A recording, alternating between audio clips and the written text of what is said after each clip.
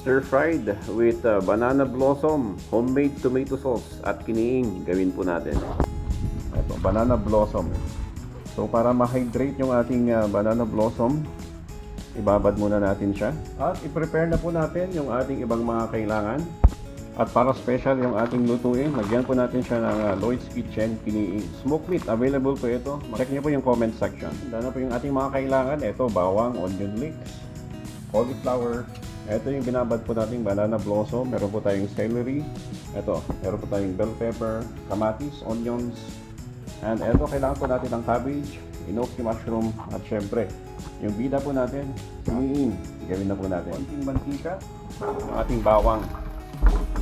Brown natin ang bahagya, yung ating sibuyas. Yung kalahati ng ating sibuyas ang ating ilagay. Saka natin ilagay yung ating kamatis. Palabasin natin yung natural juice ng kamatis. Okay, pag nag-juice out na po yung ating kamatis, lagyan po natin ng chicken stock. Okay, yan po. Bago po natin siya pakuluan, i-blender muna natin. Pakpan po natin. Saka natin siya pakuluan. Lagyan natin ng konting paminta, konting asin. Timplahan po natin ng pampalapot. Kunin natin yung timpla na gusto natin, yung lapot na gusto po natin. So ito, cornstarch lang po ito at saka tubig. Pwede po kayong gumamit ng cassava starch or potato starch. Ilagay po tayo ng konting mantika, tirang sibuyas. Tama na po natin yung bell pepper, yung ating kiniing. Konting gisa lang para hindi matigas.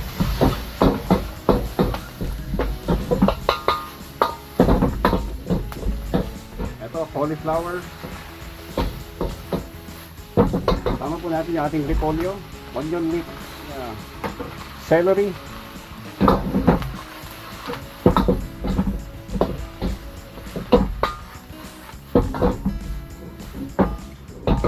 Lagyan po natin ang chicken stock. Ito, banana blossom. Konting paminta. Saka po natin siya haluin.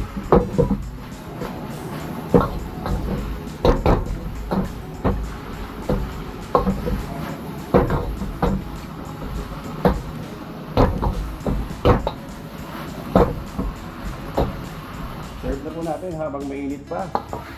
Yan, mainit na mainit. Lagyan pa natin ang enoki mushroom, yung ating quail egg, celery. Saka po natin ibuhos yung ating ginawang homemade tomato sauce. Yan. Napakasimple po pero napakasarap. Pwede na po nating kainin.